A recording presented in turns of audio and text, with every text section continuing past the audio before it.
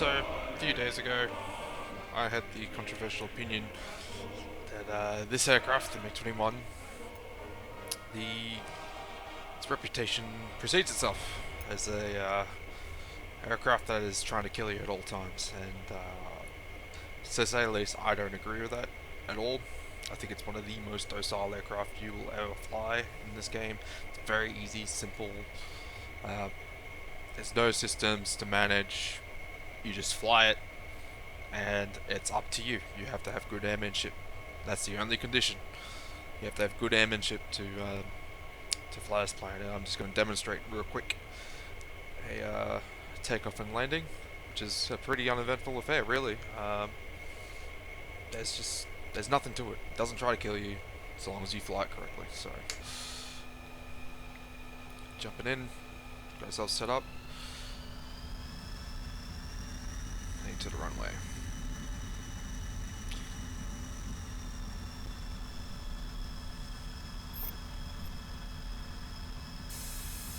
So generally with takeoff, I look for about 300 k's an hour, 350 if we're clean at the moment, obviously.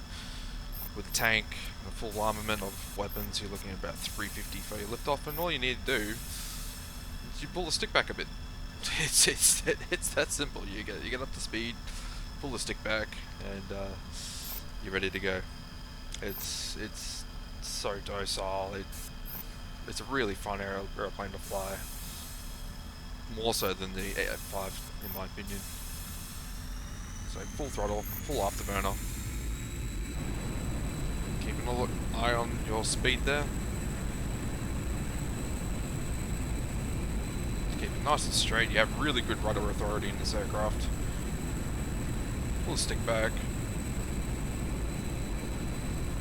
and you're in the air. I like to press G to get that up in the running, then back down again to lock them in place. So going over 500 k's, flats up.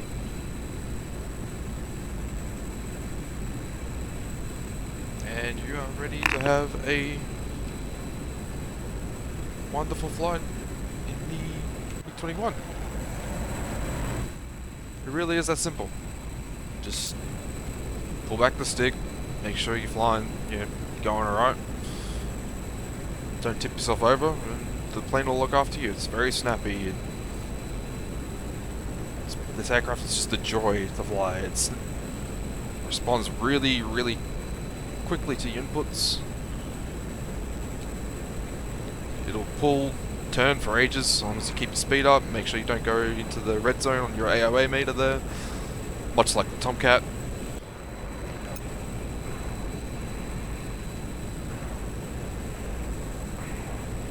And you could just have so much fun with this thing. So much fun.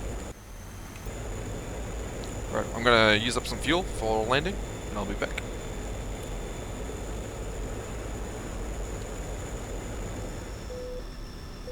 Alright, and here we are again. We're back. Used up a whole bunch of fuel, so with landing the MiG21, really want to make sure you're either at 1,000 kilos. I think it's kilos for Russians, whatever. The one dial on the fuel meter. That's what you want. Either at 1 or under 1.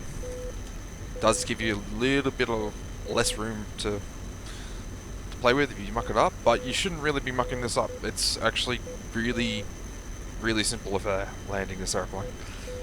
You just need to make sure you're set up right and you approach the field in a manner that's going to suit this aircraft, because you have to remember this thing is going to land at 300, 350 k's an hour. It's a very fast airplane. It doesn't have much wing area. You've got tiny little stubby wings. Generates no lift. So what you're doing, you want to make sure you've got a nice, casual, easy approach to the field. Reduce your speed around about 450 k's an hour. Drop your flaps, full flaps. Landing gear down and locked. That's very important.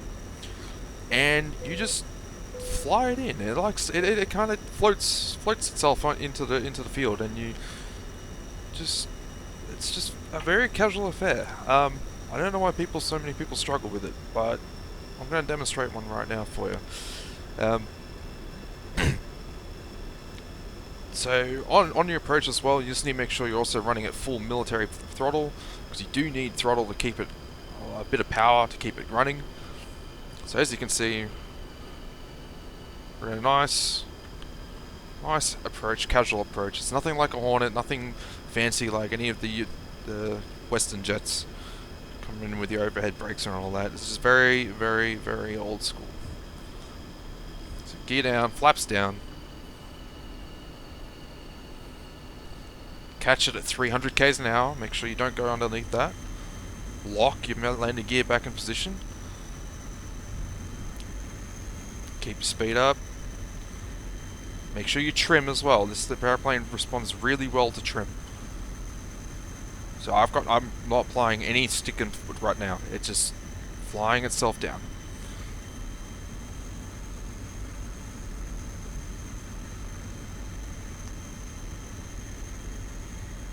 Nice and casual. Now remember, your chute is your P key, or whatever you rebound it to. You'll want that, especially in a short field like the one landing on here. Just coming in at 350 k's an hour, nice and easy, floating down. And when you get close to the field, when you get close to touchdown, gentle flare. Gentle flare. It's not going to kill you even if you land hard, a little bit harder than you think you meant to. But here we go.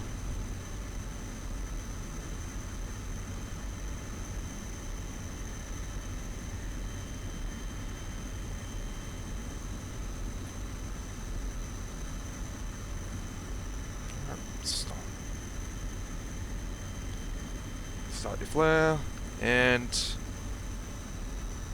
touchdown. Cut back on your throttle. Parachute in. Parachute out rather. And that's all there is to it. It's a really simple and gentle affair to get it down. And we haven't broken anything. We haven't died. The world hasn't ended. World War III hasn't occurred while we were up and about flying around in our little MiG21, a little fast boy. Shoot off. And look at that. No damage. No nothing. Time the taxi to head to the taxiway. So if you're having difficulty controlling this aircraft, it's not the plane, it's you. And that's a good thing, because it means, you know, it's a challenge, it's something you have to learn. But the other thing is that you need to make sure you've set up your controls correctly, your curves on your sticks. See, I use a Warthog, so obviously there's a benefit there that it is a very, very, very good stick for fine movements and all that. It's just very nice resistance, and it really, really does help your fine aircraft controls. But even then, you do need some curves on it. So personally, just controls. Let's have a look. Axis assign, pitch. I run with a curve of 20 on both my Y and X axis. And on the rudder, got nothing. There you go. So curves of 20 for the Thrustmaster Warthog is my recommendation, and just practice and make sure you nail your fundamental airmanship. That's going to help you the most when flying this aircraft. So hope some of you find this helpful. Hope I've demonstrated clearly that this aircraft is not scary, it's not hard to fly, it's not going to try and kill you at every point. As long as you know what the aircraft can't do, what it's made to do, understand that some things are going to be done in a little bit more of a hurry than other aircraft, and you'll have a good time. It's a very, very fun aircraft, and I enjoy this one quite a lot. So, peace out.